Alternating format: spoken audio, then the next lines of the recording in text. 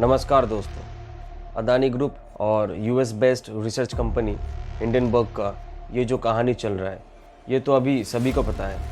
हम में से बहुत लोगों को कुछ टाइम पहले तक हिंडनबर्ग रिसर्च कंपनी का नाम भी नहीं पता था। बट ऐसा क्या हुआ कि हिंडनबर्ग रिसर्च कंपनी का हर जगह नाम आने लगा? तो सबसे पहले बात करते हैं इन दोनों कंपनीज़ के बारे में। मई 1937 में the hydrogen power German airship LG-129 Hindenburg नाम की एक एयरशिप ने यूएसए की न्यू जर्सी में लैंड होने के टाइम पे आग पकड़ ली, जिसमें 100 में से 35 लोगों की डेथ हो गई। इस घटना के बाद 2017 को यूएसए में एक कंपनी का गठन हुआ जिसका नाम हुआ हिंडनबर्ग रिसर्च। कंपनी ने अपना नाम इस डिजास्टर के ऊपर रखा। कंपनी का कहना है ये एक मैन मेड डिजास्टर था। मैन मेड डिजास्टर इसीलिए बोला क्योंकि इससे पहले ऐसा घटना बार बार हो चुका था। फिर ये जानते हुए भी हाइड्रोजन वाले एयरक्राफ्ट पे बिठाना तो बेवकूफ़ी था। इसको चाहते तो रोक सकते थे, इसीलिए कंपनी ने अपने नाम इस डिजास्टर के ऊपर रखा। हिंडनबर्ग रिसर्च एक फॉरेंसिक फाइनेंशियल रिसर्च कंपनी है। फॉरेंसिक रिसर्च कंपनी के साथ ये एक शॉर्ट सेलिंग कंपनी भी है। शॉर्ट सेलिंग क्या है, इस पे हम लोग आगे बात करते हैं। कंपनी का कहना है वो अभी ऐसी मैन मेड डिजास्टर को रोकने पे काम करती है, पर ये अब किसी एयरक्राफ्ट डिजास्टर पे काम नहीं, बल्कि वो अभी फिनेंशियल डिजास्टर पे काम करती है, ताकि मार्केट में इन्वेस्टर्स को आगे होने वाली फ्रॉड से बचाया जा सके। As per Wikipedia, Hindenburg research company के फाउंडर है निथन एंडरसन। कंपनी इस्टेब्लिश हुआ 2017 में। कंपनी का हेडक्वार्टर है न्यूयॉर्क पे। हिंडनबर्ग का टोटल एम्प्लॉय है 2022 के अकॉर्डिंग सिर्फ 9 लोग। चलिए अब अदानी ग्रुप के बारे में देखते हैं। अदानी ग्रुप जो एक इंडियन बेस्ड कंपनी है, जिसके फाउंडर है मिस्टर गौतम अदानी, और कंपनी इस्टेब्लिश हुआ 20 जुलाई 1988 को, मतलब आज से करीब 34 साल पहले, और जिसका हेडक्वार्टर है गुजरात की अहमदाबाद में। अदानी ग्रुप काम करता है पोर्ट मैनेजमेंट से लेके electric power, mining, renewable energy, airport operation, oil and gas, food processing से लेके रियल एस्टेट तक, और 10 से 12 सब्सिडरीज कंपनीज भी है। अदानी ग्रुप के एम्प्लॉय हैं 2023 में 23,000 से ज़्यादा। हिंडनबर्ग कंपनी ने 24 जनवरी 2023 को अदानी ग्रुप के ऊपर एक 106 पेज की how the world's third richest man is pulling the largest con in corporate history, मतलब कैसे इतिहास का सबसे बड़ा फ्रॉड दुनिया के तीसरे अमीर आदमी द्वारा हो रहा है, उनकी 106 पेज की एक रिपोर्ट पेश किया है, जिस पे 88 क्वेश्चंस पूछे गए। इस रिपोर्ट के बाद Gautam Adani world third richest person से गिर के 7th रैंक पे आ गए, और दिन ब दिन नीचे गिरते ही जा रहे हैं। वैसे भी गौतम अदानी ने एक टीवी चैनल पे आके कहा है कि वो किसी नंबरों के आंकड़े में नहीं पड़ते, पर ये रिपोर्ट आने के बाद अदानी ग्रुप के शेयर्स गिरने लगे।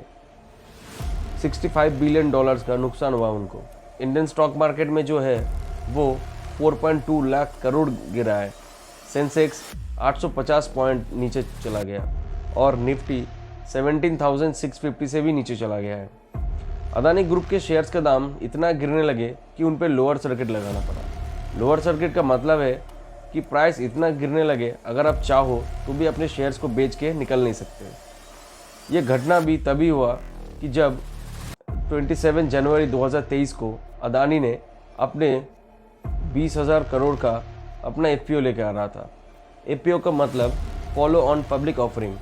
अदानी ग्रुप के जो सीईओ है मिस्टर जुगेशिंदर सिंह, इन्होंने कहा है कि ये रिपोर्ट इसलिए एफपीओ के 2 दिन पहले आया ताकि अदानी ग्रुप के रिपुटेशन को ख़राब किया जा सके और एफपीओ सक्सेसफुल ना हो पाए।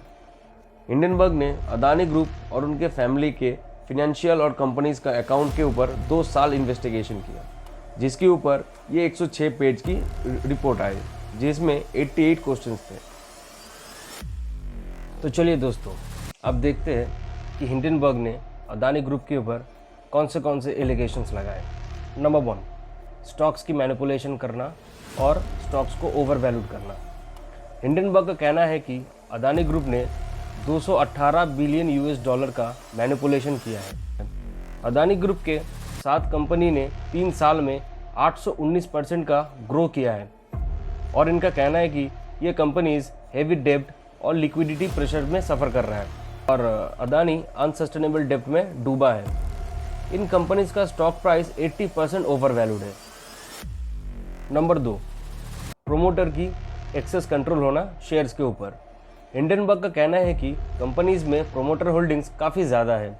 एज पर सेबी किसी भी पब्लिक कंपनी का प्रोमोटर होल्डिंग 75% से ज़्यादा नहीं हो सकता।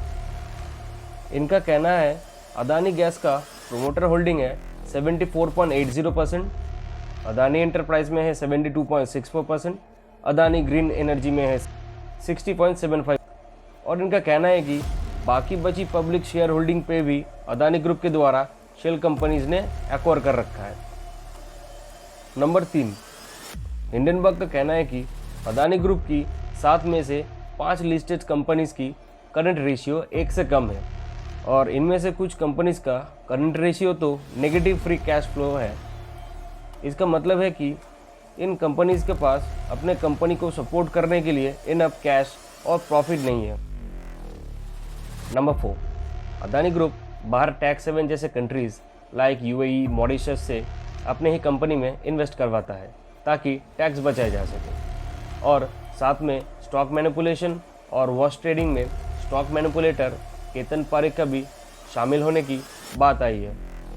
हिंडनबर्ग 2017 से अभी तक 16 कंपनी के ऊपर रिपोर्ट फाइल किया है और अदानी ग्रुप पहली इंडियन कंपनी है। इससे पहले 2 अगस्त 2022 को क्रेडिट साइड ने भी एक रिपोर्ट पब्लिश की थी जो कि डीपली ओवर लिवरेज कंपनी है, यह अदानी ग्रुप के ऊपर यह बताया गया था।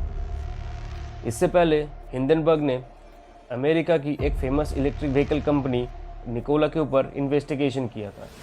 हिंडनबर्ग ने इस रिपोर्ट का नाम एन ओशन ऑफ लाइज यानी झूठ का महासागर नाम दिया था।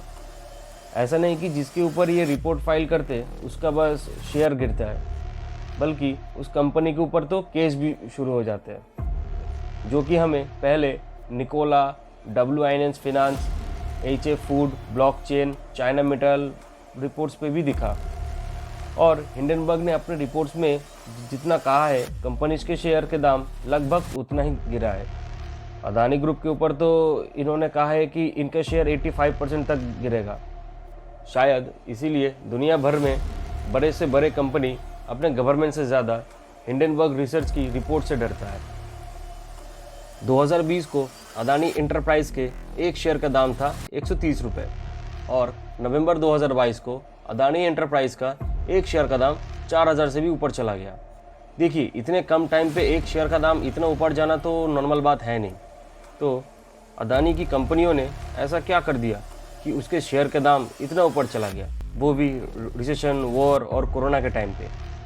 LIC ने 74,000 करोड़ दे के अदानी के शेयर खरीदे, जो कि LIC का सेकेंड लार्जेस्ट होल्डिंग था और SBI ने भी हज़ारों करोड़ दे के शेयर्स खरीदे। बट SBI ने जो लोन दिया था उसका बात अलग है। अब ये सब इन्वेस्टमेंट लेके ही अदानी का शेयर्स के दाम बढ़े और जब इन्वेस्टमेंट के साथ LIC और SBI का नाम आया तो साथ में गवर्नमेंट का भी नाम जुड़ा। तो इसमें क्या हुआ, आम लोगों को भी भरोसा बढ़ा और वो भी बढ़ती अदानी के शेयर को प्राइस देख के उसमें इन्वेस्ट किया। अदानी ने 2 लाख करोड़ का लोन ले रखा है, जिसके ऊपर अगर नॉर्मली 10 से 12% का इंटरेस्ट लगा दिया जाए तो जितना निकलता है उतना तो अदानी ग्रुप का टोटल प्रॉफिट तक नहीं है। और इसको दिखाने के लिए हिंडनबर्ग ने अदानी ग्रुप के ऊपर जो रिपोर्ट निकाला उस पर करंट रेशियो का चार्ट था। करंट एसेट को अगर आप करंट लाइबिलिटी से डिवाइड करोगे तो करंट रेशियो निकलता है और रिजल्ट अगर 1 से कम आया तो कंपनी अपने एसेट को बेच के भी उसको नहीं चुका सकता। क्रेडिट स्विस जो दुनिया का सबसे बड़ा बैंक है, उसने अदानी ग्रुप की बॉन्ड्स को 0 रेटिंग दे दिया है। इसका मतलब है क्रेडिट स्विस ने अपने बॉन्ड्स के बदले में लोन देना बंद कर दिया है और जिन्होंने पुराना लोन ले रखा है उनको भी नया ज़माना देना पड़ेगा, नहीं तो बैंक उसका सिक्योरिटी जब्त कर लेगा। इसके बाद से अदानी ग्रुप के शेयर्स और नीचे आने लगे। देखिए, ये हिंडनबर्ग का रिपोर्ट आया, इसमें साफ लिखा है कि अदानी ग्रुप ने मार्केट से ज़्यादा लोन ले रखा है और ये खबर मार्केट पे आते ही LIC का 18,000 करोड़ का लॉस हो गया बस 2 दिन में और ये लोगों का पैसा था। इंडिया के जीडीपी के ऊपर अदानी ग्रुप का बहुत बड़ा योगदान है।